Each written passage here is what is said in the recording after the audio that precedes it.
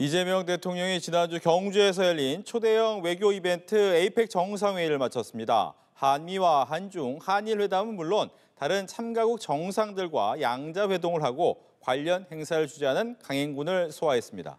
이번 에이펙 현장에서 해당 임무를 수행한 김진아 외교부 2차관을 모시고 외교 슈퍼위크의 성과, 또 주요 현안에 대한 설명을 직접 들어보겠습니다. 안녕하십니까? 네, 안녕하세요. 네, 오랜만에 뵙습니다. 네, 뵙습니다. 예, 에이펙 정상회의를 마친 소감을 좀 들어야 될 것 같은데 굉장히 많은 이야기가 있었잖아요. 일단 총평을 좀 해주신다면 어떤 얘기를 하시겠습니까? 일단 에이펙이 이제 두 마리 토끼를 잡아야 되는 상황이었어요. 글로벌 무역 환경도 안 좋고 다자 기구에 대한 신뢰도도 안 좋은 상황에서 이게 무역에 대한 다자 협력을 이끌어내는 거잖아요. 그게 큰 과제였고, 두 번째는 이게 한국이 이제 주최를 하는 거라서 한국만의 특별히 우리가 강조할 수 있는 아젠다를 발굴을 하고도 협력을 이끌어야 되는 두 가지의 과제가 있었는데 이걸 잘했다라고 말씀드릴 수가 있을 것 같아요. 첫 번째는 정상선언, 경주선언이 나왔고, 두 번째는 AI 그리고 인구 구조에 대한 결과 문서가 나왔다. 그렇기 때문에 이런 문서들을 다 도출해냈다라는 것이 큰 성과라고 할 수가 있고요. 저희 외교부가 늘 강조했었던 게 글로벌 책임 강국이라는 거였잖아요.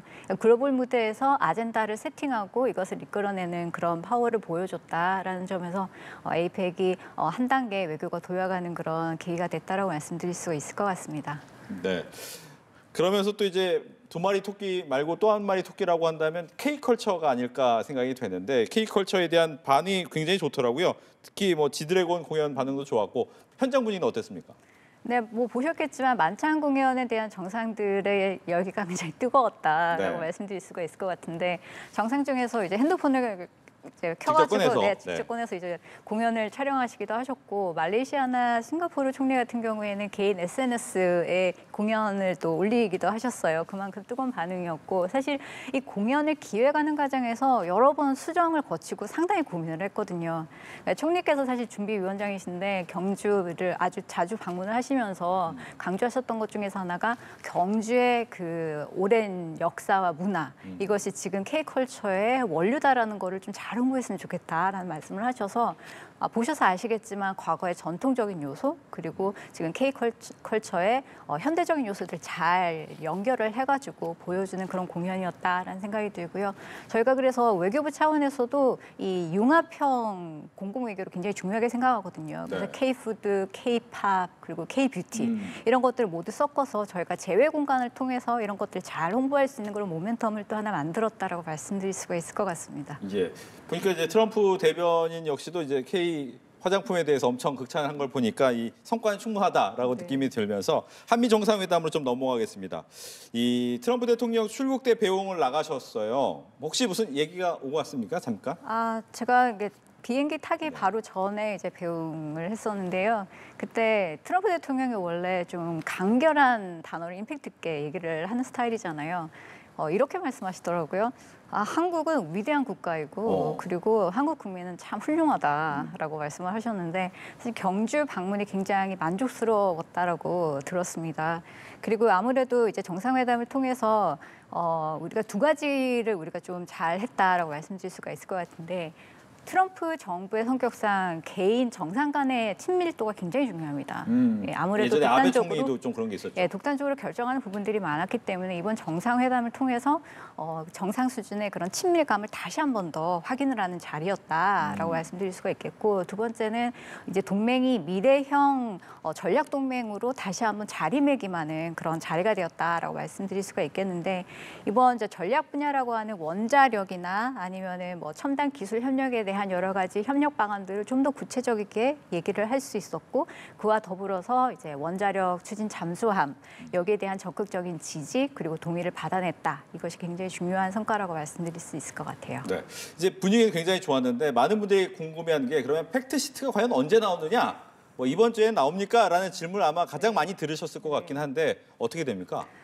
팩트시트는 이 내용을 사실 이제 나중에 보시면 아시겠지만 여러 부처가 관계되어 있는 사안들이 상당히 많이 들어있어요. 그래서 정상회담 계기에 양측이 일단 다 합의를 이제 원칙적으로 했고 그것을 미국으로 이제 가져가서 그 부처 내에 연관돼 있는 사람들끼리 다시 한번 입장을 정리하는 과정이 사실은 필요합니다. 그래서 마지막 문구를 조정하고 확인하는 그런 작업이 미 측에서 진행이 되고 있기 때문에 그런 시간들을 저희가 기다리고 있다. 그래서 언제 나오겠습니다라고 말씀을 드릴 수는 없을 테지만 그래도 빨리 나오기를 기대한다 이렇게 말씀드릴 수 있을 것 같아요. 예, 아마 갑작스럽게 이제 이 모두 발언에서 제안한 핵 추진 잠수함이 이제 굉장히 큰 관심을 모았는데 과연 어디서 건조하느냐라는 질문도 많이 하잖아요. 이제 이 트럼프 대통령은 필리 조선소, 즉 미국 내에 있는 조선소도 충분하다라고 얘기를 했고 안규백 장관 같은 경우에는 아니다. 우리나라에서 해야 된다 이런 얘기가 있는데 이것도 역시 같이 결정이 되는 겁니까? 어떻게 되는 겁니까?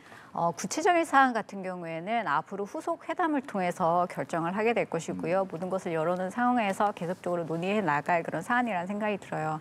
이거 원장 같은 경우에는 이게 굉장히 복잡한데 여러 가지 고려 사항이 있거든요. 우리의 건조 능력도 중요하고 그리고 원자로에 들어갈 연료를 어떤 방식으로 우리가 만들어내느냐 이것도 중요하고 그리고 국외 상황을 봤을 때도 이게 NPT 체제 내에서 우려를 발생시키지 않는 방식으로 잘 우리가 이것을 추진한다라는 거를 또 대외적으로 설명을 해야 하고 그리고 논리를 개발해야 되는 그런 문제가 있어요. 그래서 이건 범부처적으로 저희가 계속 후속 조치를 통해 가지고 계속 협의하면서 이끌어낼 그런 아주 장기 프로젝트다라고 생각해 주시면 될 것 같습니다. 네, 바로 결정나지는 않을 것 같다라고 얘기를 듣겠습니다. 또 하나 이제 북미 정상회담 얘기였는데 결국 불발은 됐습니다만 국정원에서는 내년 얘기하더라고요. 북미 대화 가능성이 있다라고 얘기를 하고는 있는데 문제는 현재 북한이 반응하는 걸 보면 그렇게 썩 달가워하는 반응은 아니니까 북미 대화 가능성은 어느 정도로 외교부에서는 보고 있는지 궁금합니다. 저희는 모든 옵션을 열어놓은 상태에 있고요. 그리고 언제가 되었든 사실 북미 대화를 계속 준비하고 대비를 한다라는 말씀을 드릴 수가 있을 것 같고 그리고 미 측과의 관계가 지금 너무나 좋기 때문에 미 측에서 관련한 어떤 동향은 즉시 저희와 공유를 해주고 있습니다. 그래서 그런 조율은 계속적으로 우리가 잘 해나가고 있다라는 말씀드리겠습니다. 네, 이제 미국에서 처음에 이제 트럼프 대통령이 만나고 싶을 때는 제재 좀 완화 얘기를 하다가 최근에 보니까 이제 가상화폐 관련된 업체, 개인 이렇게 해서 좀 제재를 시작했잖아요. 우리나라 또 여기 공조가 되는 겁니까? 어떻게 되는 겁니까? 사실 가상화폐 탈취 같은 경우에는 많은 분들이 아시겠지만 북한의 핵미사일 프로그램에 전용될 수 있는 그런 부분이 있습니다. 그리고 또 하나 우리 디지털 생태계에도 사실은 위협이 될 수 있는 부분이기 때문에 한미 간의 공조가 상당히 중요한 부분이죠. 그래서 한국은 불법 행위를 차단하려는 그런 노력을 같이 해왔기 때문에 그런 연장선에서 제재가 정말로 필요하다라고 한다면은 수단으로서 검토는 해볼 수 있을 것 같습니다. 네, 알겠습니다. 뭐 한미 얘기했으니까 이제 한중 정상회담 얘기도 해보겠습니다. 여러 가지 이제 재밌는 장면이 꽤 있었는데 이 핸드폰 선물 받고 나서 했던 통신 보안 얘기도 굉장히 재밌었는데 실제 분위기는 어땠습니까? 굉장히 화기애애한 그런 분위기였어요. 네. 사실 그것을 보여주는 게 지금 아까 말씀하신 그 에피소드인데 중국이 선물한 휴대전화에 이거 뭐 통신 보안 잘 됩니까? 라고 저희 정상께서 이제 질문을 하셨고 네. 실질적은 백도어 있는지 한번 확인해 보세요. 라고 농담처럼 이제 주고받았다라는 것 자체가 굉장히 분위기가 좋았다. 이런 걸 보여주는 사례라고 할 수 있죠. 네.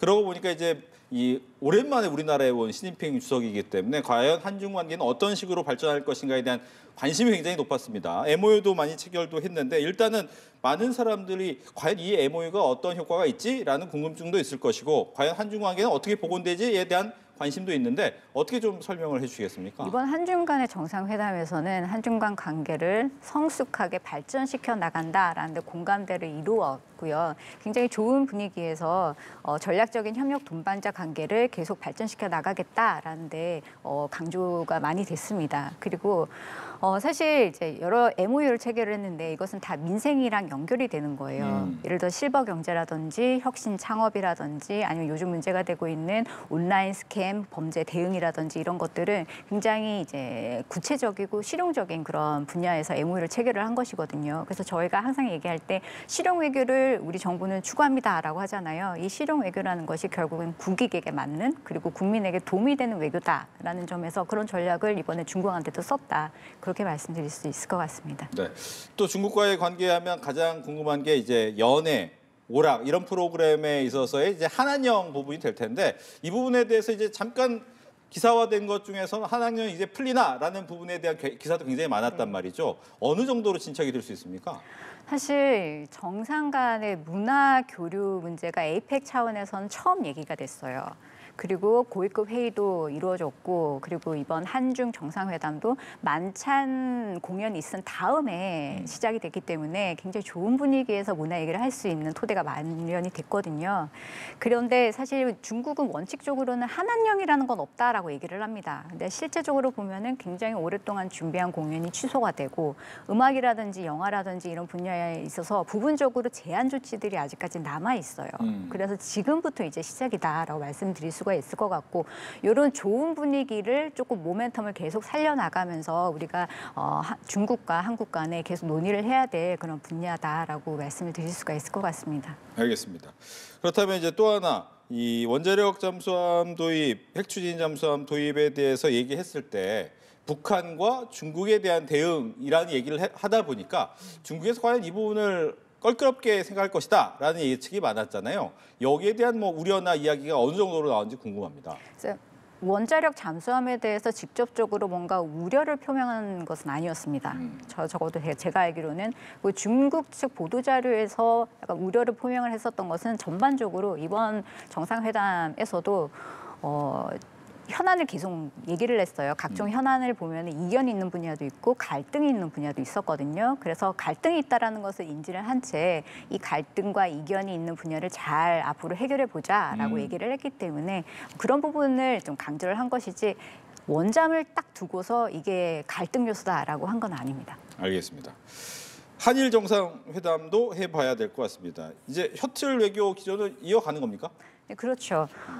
셔틀 외교라는 건 사실 각 정상이 수도가 아닌 다른 지방 도시를 방문을 계속 하는 게 사실 셔틀 외교의 핵심이거든요. 네. 그래서 지난 9월에 이시바 총리도 부산 방문했고 그리고 다카이치 총리가 경주를 방문을 했으니 다음에 저희 정상이 간다라고 한다면은 또 다른 지방 도시를 어느 도시를 이제 선정을 해서 가게 될 텐데 시기나 장소 이런 것은 아직은 구체적으로 확정되지 않았습니다. 네, 저희가 혹시 나라현으로 갑니까?라고 질문 드리려고 했더니 그 부분이 아직 정해지지 않았다. 그렇게 제안을 했고 네. 그리고 다카이치 총리도 동의를 했지만 그건 후속 회담에서 이것이 과연 가능할지 적절할지 이런 것들을 논의를 더 해봐야 된다는 말씀입니다.